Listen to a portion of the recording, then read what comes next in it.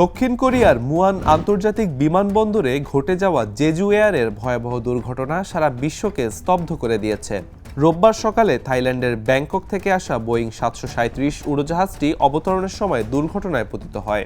এতে ১৮১ জন আরোহীর মধ্যে ১৭৯ জনের মর্মান্তিক মৃত্যু ঘটেছে বলে জানিয়েছে ইয়ানহপ বার্তা সংস্থা।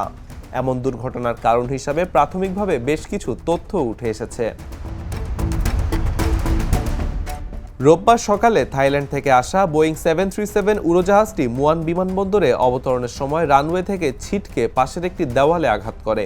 সংঘর্ষের পর উড়োজাহাজটিতে আগুন ধরে যায় এবং কয়েক সেকেন্ডের মধ্যেই কালো ধোঁয়ার কুণ্ডলিতে আচ্ছন্ন হয়ে পড়ে পুরো এলাকা।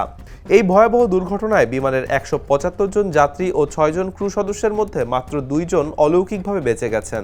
জীবিত উদ্ধার হওয়া ২ জনের একজন যাত্রী এবং অন্যজন ফ্লাইট অ্যাটেন্ডেন্ট। প্রাথমিক তদন্তে জানা গেছে উড়োজাহাজটির ডানায় একটি পাখি আটকে গিয়েছিল। ধারণা করা হচ্ছে এই পাখির কারণে ল্যান্ডিং গিয়ারের সমস্যার কারণ হতে পারে। এক যাত্রী দুর্ঘটনার আগে তার আত্মীয়কে বার্তা পাঠিয়ে বলেছিলেন, আমরা অবতরণ করতে পারছি না, এটি হয়তো আমার শেষ বার্তা। এই বার্তার পর তার সাথে আর কোনো রকম যোগাযোগ সম্ভব হয়নি। কেরানীগঞ্জের রুহিতপুরে অবস্থিত গ্রিনভিল সিটিতে প্লট বিক্রি হচ্ছে কাঠাপতির সর্বনিম্ন ৩.৫ লাখ টাকায়। কন্ট্রোল টাওয়ার থেকেও পাখির আঘাতের বিষয়ে সতর্কবার্তা পাঠানো হয়েছিল, তবে এটি দুর্ঘটনা এড়ানোর জন্য যথেষ্ট সময়ের মধ্যে ছিল না। দক্ষিণ কোরিয়ার জাতীয় অগ্নি নির্বাপক সংস্থার প্রধান লি জিয়ং হুন জানিয়েছেন, আগুন লাগার পরপরই উদ্ধার কার্যক্রম শুরু করা হয়।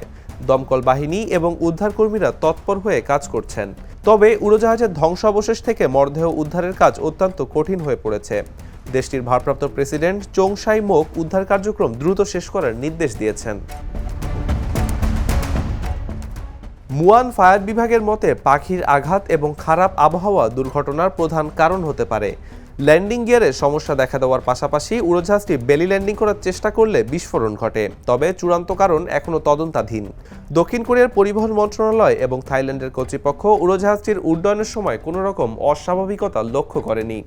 এই মর্মান্তিক দুর্ঘটনায় শুধু দক্ষিণ কোরিয়া নয়, পুরো বিশ্ব শোকাহত। বিভিন্ন দেশ এই ঘটনায় শোক প্রকাশ করেছে। একই সাথে দুর্ঘটনার সঠিক কারণ উদ্ঘাটনে দক্ষিণ কোরিয়ার প্রতি সমর্থন জানিয়েছে বিশ্ববাসী। দেশে দেশে সবার সাথে দ্য নিউজ।